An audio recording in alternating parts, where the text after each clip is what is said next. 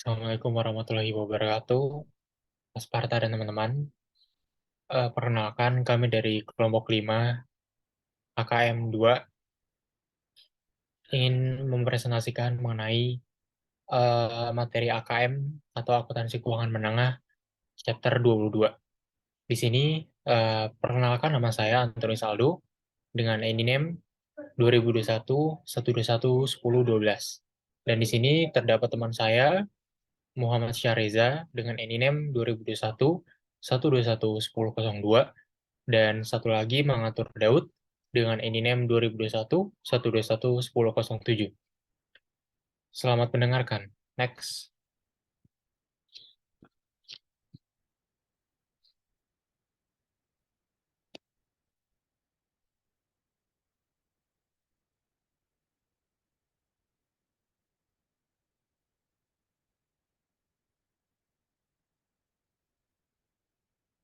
Nah, di sini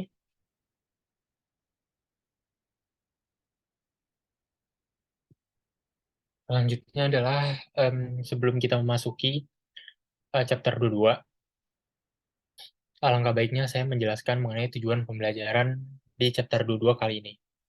Jadi terdapat 9 tujuan pembelajaran. Yang pertama, mengidentifikasi jenis-jenis perubahan akuntansi. Yang kedua, jelaskan akuntansi untuk perubahan prinsip akuntansi. Yang ketiga, memahami bagaimana memperhitungkan perubahan akuntansi retrospektif. Yang keempat, pahami cara memperhitungkan perubahan yang tidak praktis. Yang kelima, jelaskan akuntansi untuk perubahan estimasi. Yang keenam, mengidentifikasi perubahan dalam entitas pelapor. Yang ketujuh, jelaskan akuntansi untuk koreksi kesalahan. Yang kedelapan, mengidentifikasi motif ekonomi untuk mengubah metode akuntansi. Yang kesembilan, menganalisis efek kesalahan. Next.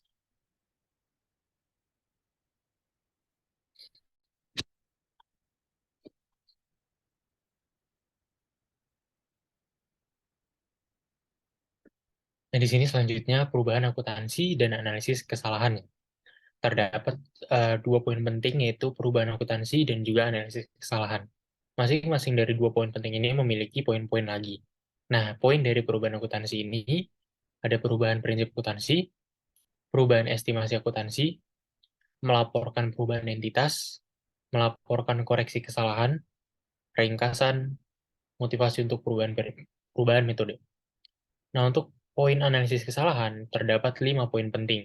Yang pertama, kesalahan neraca, kesalahan laporan laba rugi, neraca dan efek laporan laba rugi, contoh komprehensif, persiapan laporan dengan koreksi kesalahan. Next.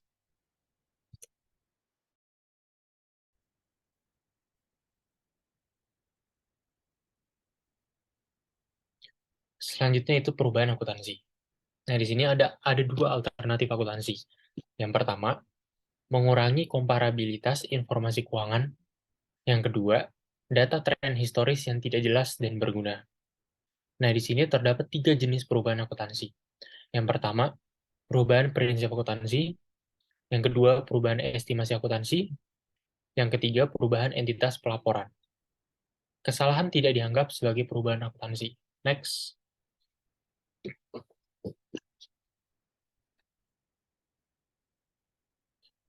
Masih dengan poin yang pertama, yaitu perubahan prinsip akuntansi. Mengubah dari satu prinsip akuntansi yang berlaku umum ke yang lain. Contohnya meliputi, yang pertama, biaya rata-rata untuk LIFO atau last in first out. Yang kedua, selesai kontrak untuk persentase of penyelesaian.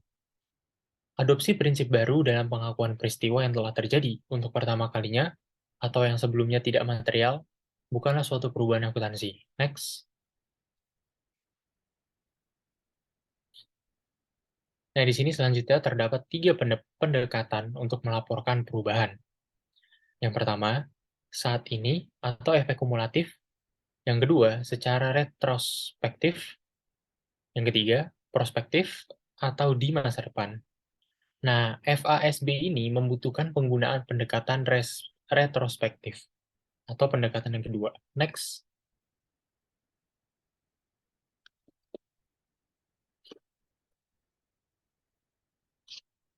Perubahan prinsip akuntansi. Pendekatan perubahan akuntansi retrospektif. Nah, di sini perusahaan melaporkan perubahan terdapat dua. Yang pertama, menyesuaikan laporan keuangannya untuk setiap periode sebelumnya yang disajikan dengan dasar yang sama dengan prinsip akuntansi yang baru. Yang kedua, menyesuaikan jumlah tercatat aset dan liabilitas pada awal tahun pertama penyajian, ditambah saldo awal laba ditahan. Next.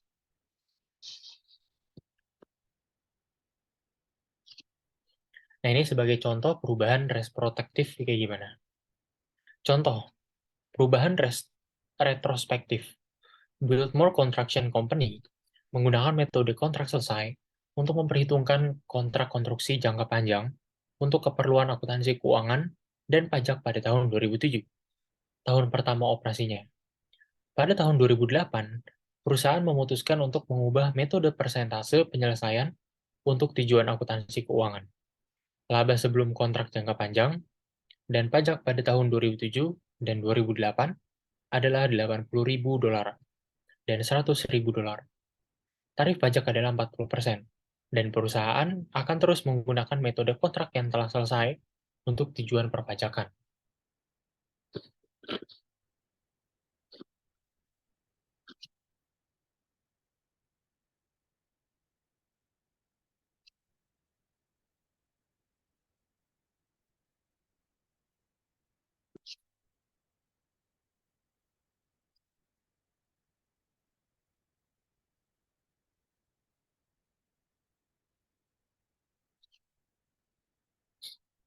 Selanjutnya adalah contoh dari penghasilan dari kontrak jangka panjang. Ini terdapat tabel-tabel. Yang pertama ada date, percentage of completion, complete contract, difference, 40% tax effect, dan net of tax. Nah, ini pertama untuk tahunnya ada tahun 2007 dan 2008. Untuk percentage of completion-nya, ini untuk 2007 sebesar $40.000, untuk 2008 sebesar $60.000. Untuk completed kontraknya, 2007 sebesar $25, 2008 sebesar $55.000. Untuk difference-nya, ini atau perbedaannya adalah 2007 ini adalah $15.000 didapat dari percentage dikurangi dengan completed, dan 2008 sebesar $5.000 didapat dari 60.000 dikurangi dengan 55.000. Nah, untuk 40% tax effect-nya, ini dikalikan dengan 40%.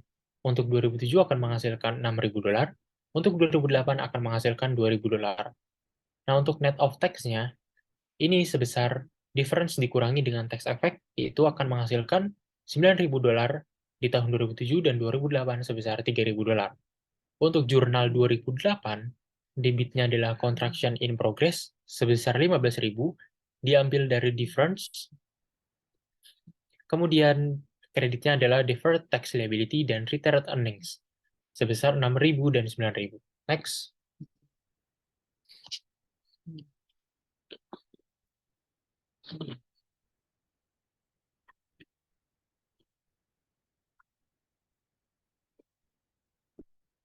Nah, ini adalah contoh laporan laba rugi komparatif.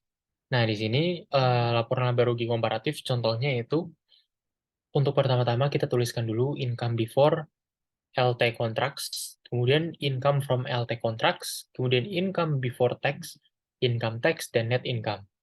Di sini kita fokus untuk mencari net income. Nah, yang pertama, income before LT contracts 2008 ini sebesar $100.000,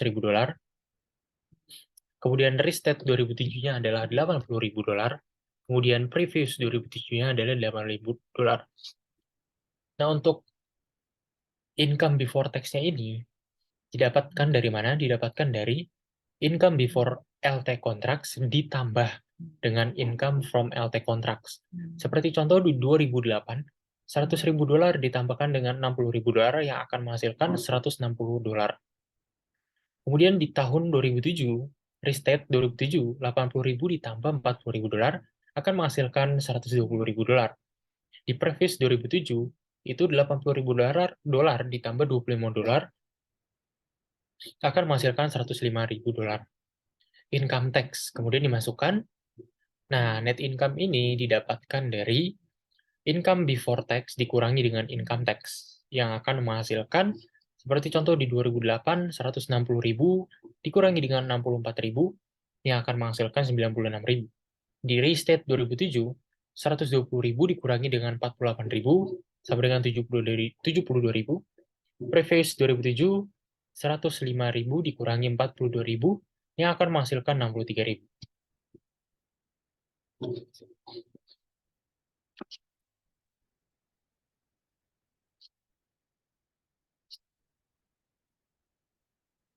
Selanjutnya di sini adalah contoh laporan laba ditahan.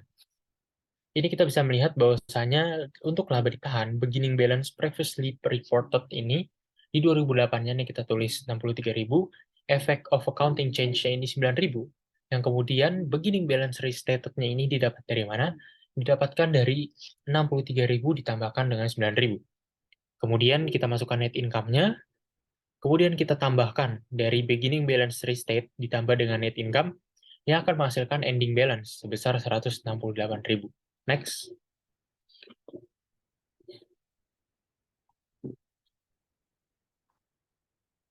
Nah, di sini ketidakpraktisan dari perubahan prinsip akuntansi. Perusahaan tidak boleh menggunakan penerapan retrospektif jika salah satu dari kondisi berikut ini terjadi. Yang pertama, perusahaan tidak dapat menentukan dampak penerapan retrospektif. Yang kedua, penerapan retrospektif membutuhkan asumsi tentang maksud manajemen pada periode sebelumnya.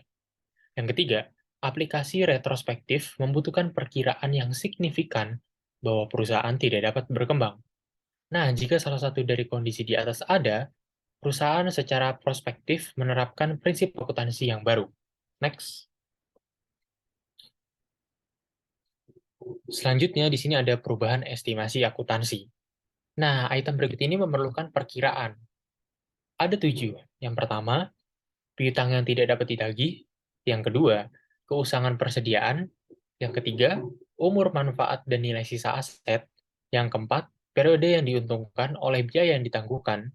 Yang kelima, kewajiban untuk biaya garansi dan pajak penghasilan. Yang keenam, cadangan mineral yang dapat dipulihkan. Yang ketujuh, perubahan metode penyusutan. Nah, di sini perusahaan melaporkan perubahan estimasi akuntansi secara prospektif. Next. Selanjutnya bisa dilanjutkan oleh teman saya.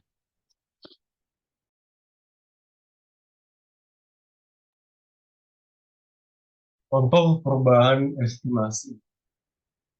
Arcadia AS membeli peralatan seharga 510.000 yang diperkirakan memiliki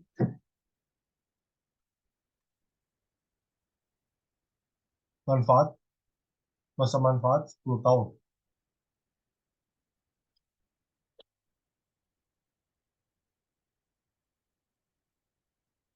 Dengan nilai sisa 10.000 pada akhir waktu tersebut.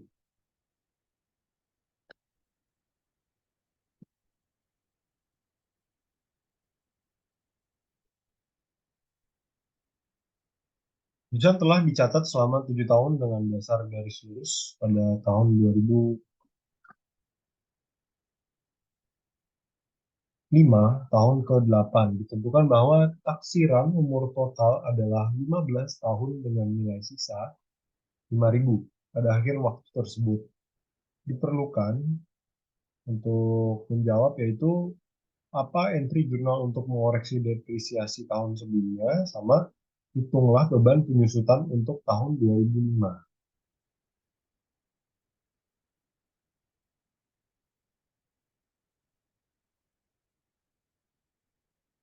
Contohnya, biaya peralatan itu sebesar 510.000 ada di soal tadi. Terus nilai sisanya ada 10.000.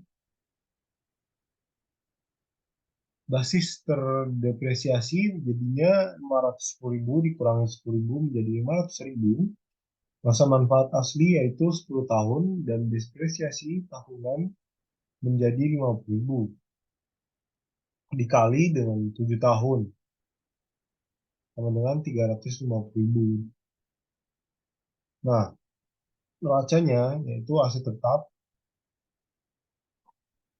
terdiri dari perawatan sebesar 500.000, akumulasi penyusutan sebesar 350.000, dan nilai buku bersih atau NBV menjadi 160.000, dikurangin aja. Ini buku bersih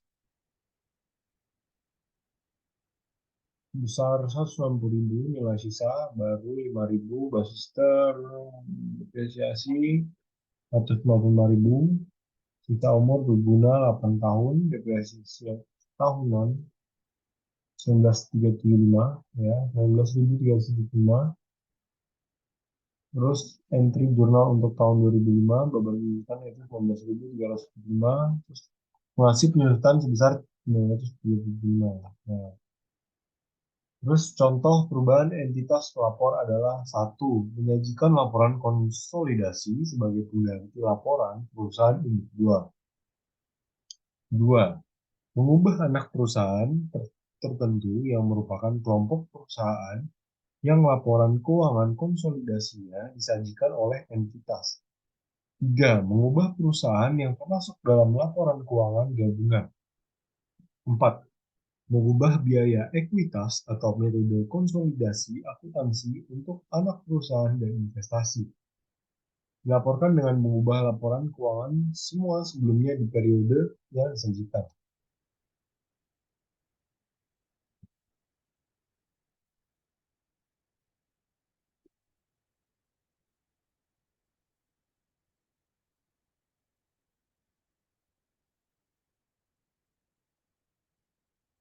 Kesalahan akuntansi termasuk jenis berikut. Satu, perubahan dari prinsip akuntansi yaitu bukan diterima secara umum menjadi prinsip akuntansi yang dapat diterima. Dua, kesalahan matematika. Tiga, perubahan estimasi yang terjadi karena perusahaan tidak menyusun estimasi dengan itikat baik.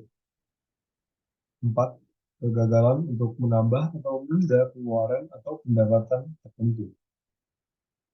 Lima, penyalahgunaan fakta. Enam, klasifikasi biaya yang salah sebagai beban dan bukan aset dan sebaliknya. Semua kesalahan material harus diperbaiki. Catatan koreksi kesalahan dari periode sebelumnya sebagai penyesuaian terhadap saldo awal ditahan periode berjalan. Koreksi. Semacam itu disebutnya penyesuaian periode sebelumnya. Untuk pernyataan komparatif, perusahaan harus menyatakan kembali pernyataan sebelumnya yang terpengaruh untuk mengoreksi kesalahan tersebut. Woods Incorporate Statement of Return Earning for the year ended Desember 31, 2017. Balance-nya di Januari tanggal 1, yaitu 1.050.000, net income-nya itu 360.000, dividend-nya itu sama dengan minus 300.000. Tinggal dijumlahin aja, jadi balance-nya itu 1.110.000. Sebelum menerbitkan laporan untuk tahun yang berakhir pada tanggal 31 Desember 2007, Anda menemukan kesalahan sebesar 62.500 yang menyebabkan persediaan tahun 2006 dilebih-lebihkan. Kejadian yang dilebih-lebihkan menyebabkan HPP menjadi lebih rendah sehingga laba bersih menjadi lebih tinggi pada tahun 2006. Apakah penemuan ini berdampak pada pelaporan-laporan laba ditahan untuk tahun 2007? Asumsikan tarif pajak 20%. Woods PMC Statement of Retained Earnings for the year ended Desember 31, 2017. Balance Januari 1 as previously report itu 1.050.000 kan tadi. Terus prior period adjustment net of tax itu minus 50.000. Terus ada balance January first as restated itu 1 juta hasilnya. Terus ada net income itu 360.000. Terus ada dividends minus 300. Tinggal dijumlahin aja, balance-nya menjadi 1.060.000. Ringkasan perubahan akuntansi koreksi kesalahan. Perubahan prinsip akuntansi sudah tepatnya hanya ketika sebuah perusahaan menunjukkan bahwa prinsip akuntansi yang berlaku umum yang baru diadopsi adalah lebih baik yang sudah ada. Perusahaan dan akuntan menentukan preferensi atas dasar apakah prinsip baru tersebut merupakan perbaikan dalam pelaporan keuangan, bukan hanya berdasarkan efek pajak penghasilan saja.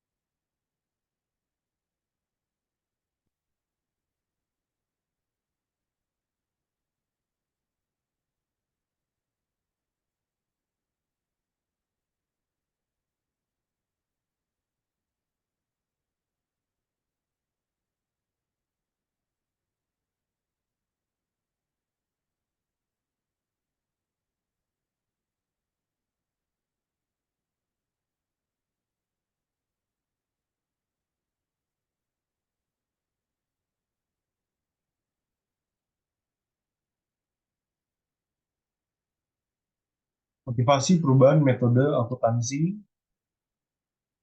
beberapa alasan sebagai berikut. Yang pertama ada biaya politik, yang kedua ada struktur modal, yang ketiga ada pembayaran bonus, dan yang terakhir keempat ada penghasilan halus.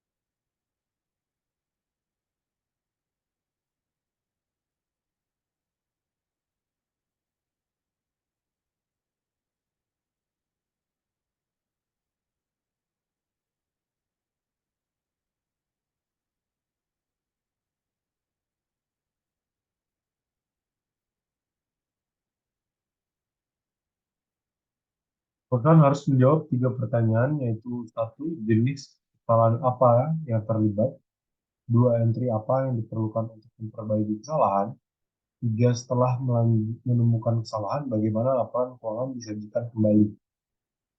Perusahaan memerlukan kesalahan sebagai penyesuaian periode sebelumnya dan melaporkannya pada tahun berjalan sebagai penyesuaian saldo awal laba ditahan. Selanjutnya bisa dijelaskan oleh teman saya.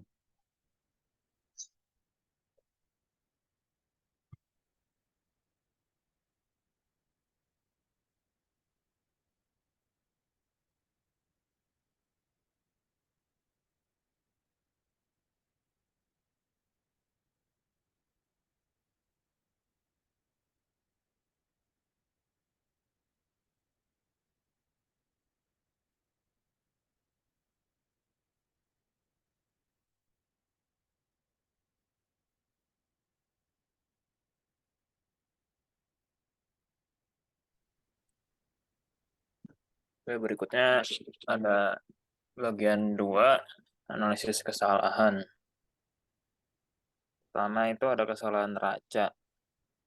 Kesalahan neraca hanya memengaruhi penyajian aset, kewajiban, atau akun ekuitas pemegang saham. Ketika kesalahan ditemukan pada tahun kesalahan, perusahaan mengklasifikasi ulang item tersebut ke posisi yang semestinya.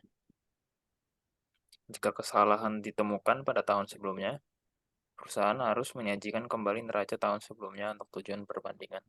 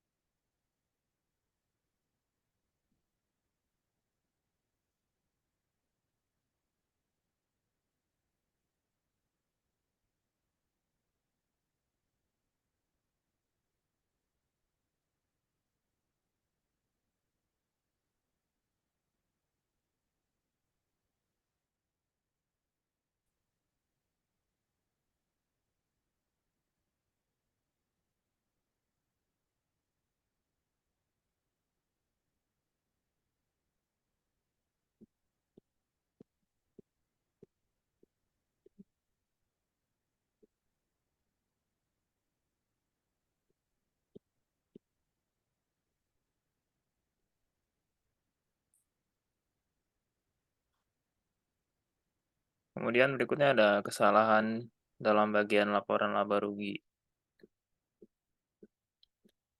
Klasifikasi pendapatan atau beban yang tidak tepat. Perusahaan harus membuat entry klasifikasi ulang ketika menemukan kesalahan pada tahun kesalahan. Jika kesalahan ditemukan pada tahun sebelumnya, perusahaan harus menyajikan kembali laporan laba rugi tahun sebelumnya untuk tujuan perbandingan.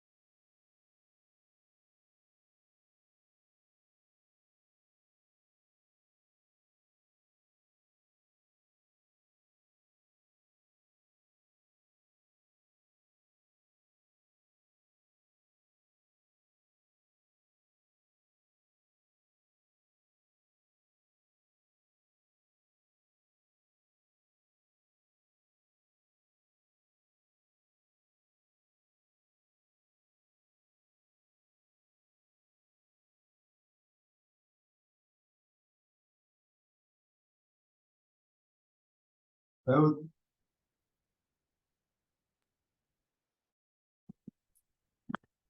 Berikutnya ada kesalahan neraca dan laporan laba rugi. Kesalahan yang mempengaruhi neraca dan laporan laba rugi. Jenisnya yaitu kesalahan penyeimbang dan kesalahan non-balancing.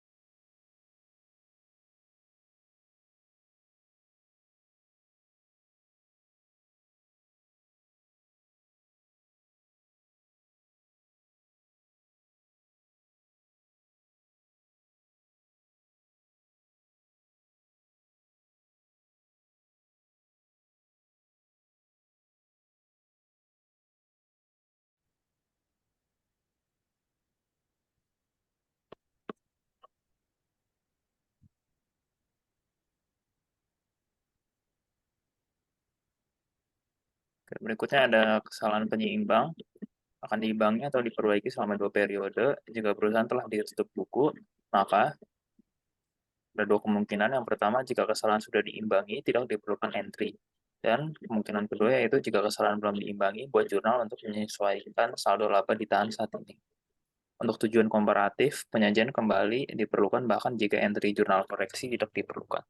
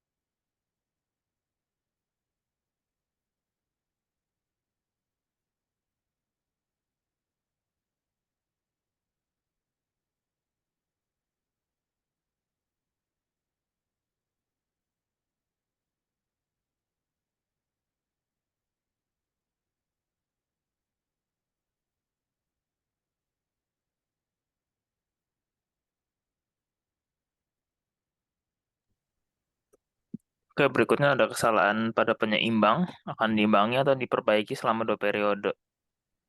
Jika perusahaan memiliki tidak ditutup buku-buku, maka jika kesalahan diimbangi, buat entry untuk memperbaiki kesalahan pada periode saat ini dan untuk menyesuaikan saldo awal laba ditahan. Dan jika kesalahan belum diimbangi, buat entry untuk menyesuaikan saldo awal laba ditahan.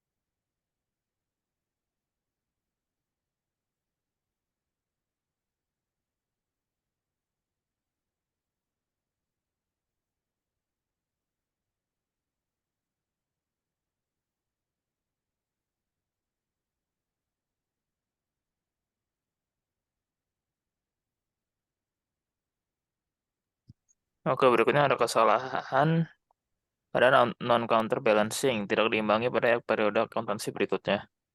Perusahaan harus membuat entry koreksi bahkan jika mereka tidak menutup pembukuan.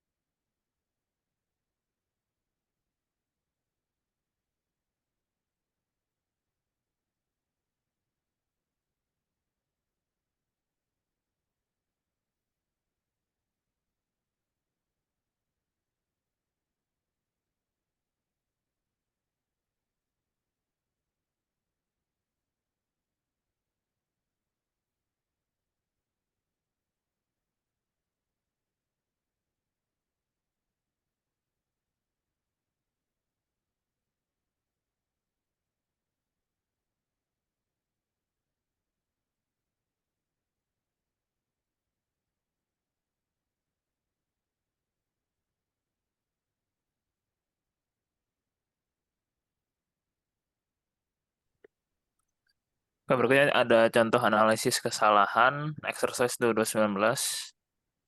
Analisis kesalahan mengoreksi entry neraca saldo sebagian dari Julie Harse Corporation adalah sebagai berikut. Terdapat akun supplies on hand, accrued salaries and wages, interest receivable, prepaid insurance, unearned rent, dan accrued interest payable. Di sini kita disuruh mengasumsikan bahwa pembukuan belum ditutup. Apakah ayat jurnal penyesuaian diperlukan pada tanggal 31 Desember 2008?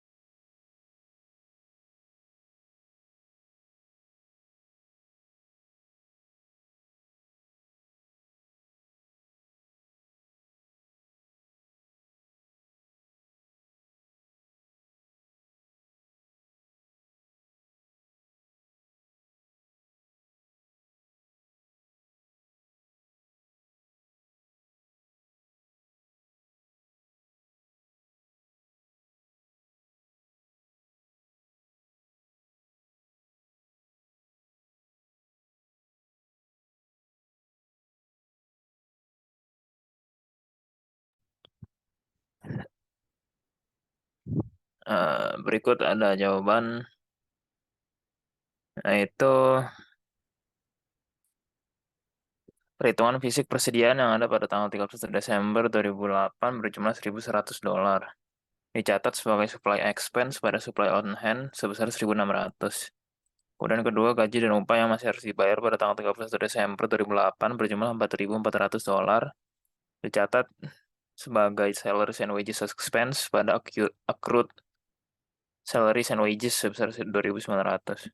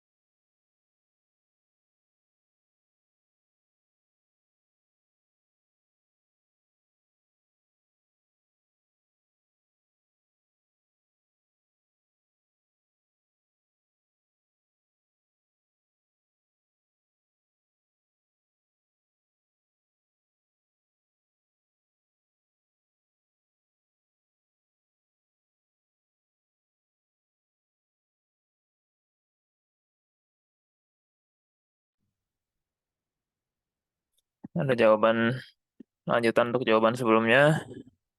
Akrual bunga atas investasi sebesar 4.350 akhir 2008 dicatat sebagai interest revenue pada interest receivable sebesar 750. Kemudian porsi polis asuransi yang belum habis masa berlakunya sejumlah 65.000 akhir tahun 2008 dicatat sebagai insurance expense pada prepaid insurance sebesar 25.000.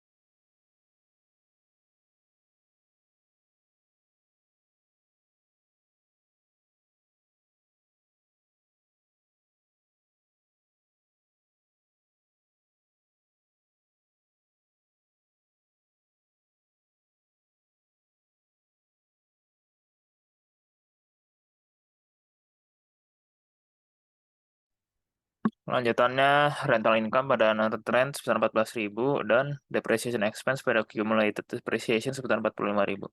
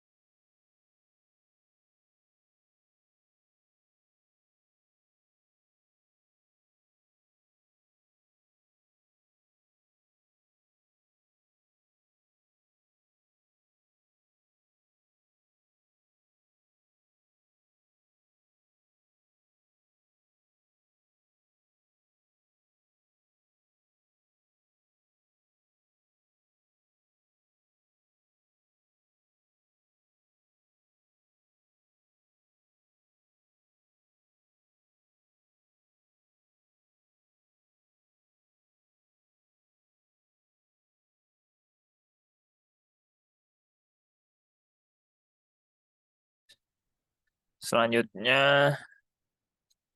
soal yang sama dengan instruksi yang berbeda, yaitu dengan asumsi bahwa buku-buku telah ditutup. Apakah hayat jurnal penyesuaian diperlukan pada tanggal 31 Desember 2008?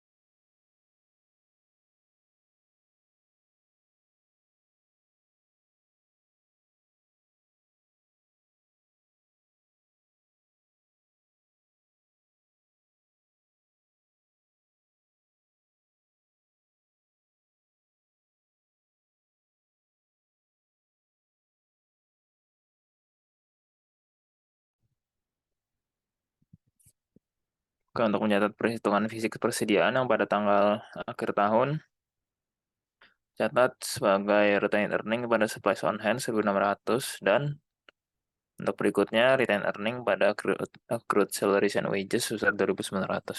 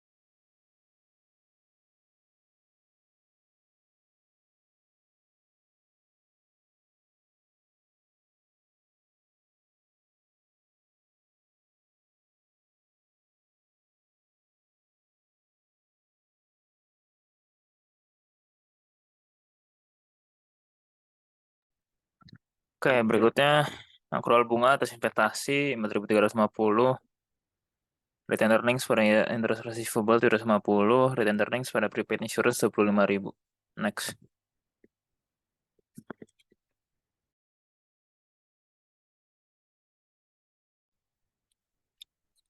Oke, 28.000 diterima pada tanggal 1 Januari 2008 untuk sewa gedung untuk tahun 2008 dan 2009. Seluruh jumlah tersebut diakreditkan kepada pendapatan sewa, yaitu dicatat sebagai retained earnings pada unearned rent sebesar 14.000, dan penyusutan untuk tahun tersebut secara keliru dicatat sebagai 5.000 dan bukan angka yang benar, yaitu 50.000. Untuk membenarkannya, kita mencatat retained earnings pada accumulated depreciation sebesar 45.000.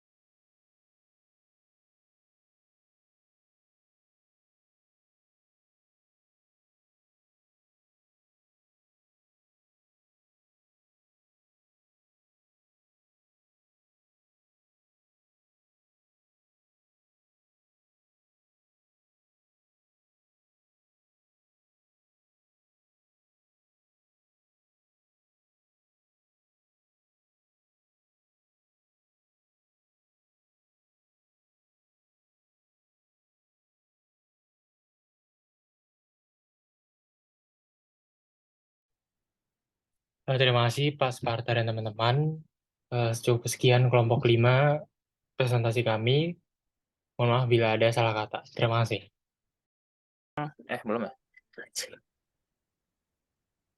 Selamat siang Pak Sparta dan teman-teman. Pada kali ini saya dan teman-teman saya akan mempresentasikan jawaban untuk soal latihan chapter 22.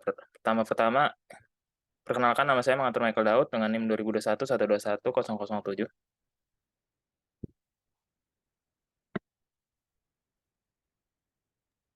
Dan ada teman-teman saya, Muhammad Syah Reza dan Antoni Saldo.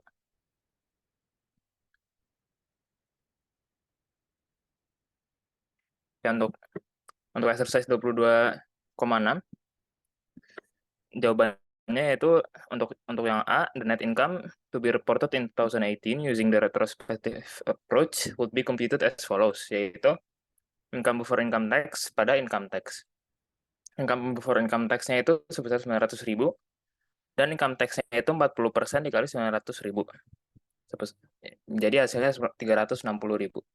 Kita kurangi mendapat net income sebesar 540.000. Sedangkan untuk yang B, construction in process pada deferred tax liability dan retained earnings.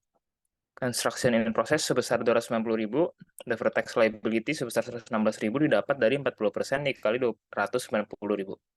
Dan untuk retained earnings-nya sebesar 174.000, didapat dari 290.000 dikali 60%. Next.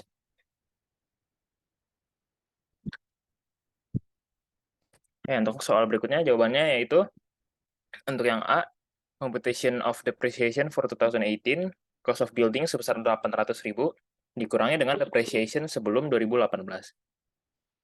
Yang pertama 2014 dihitung dengan 800.000 dikurangi 0 dikali 0,5 didapat dari 1 dibagi 40 terus dikali 2 mendapat hasil 40.000. Untuk 2015 800.000 dikurangi 40.000 dikali 0,5 mendapat hasil 38.000. Kemudian 2016 800.000 dikurang 78.000 dikali 0,5 hasilnya 36.100. Dan untuk tahun 2017 800.000 dikurangi 114.100 dikali 0,5 mendapat hasil 334.295. Mendapat totalin mendapat hasil akhir 180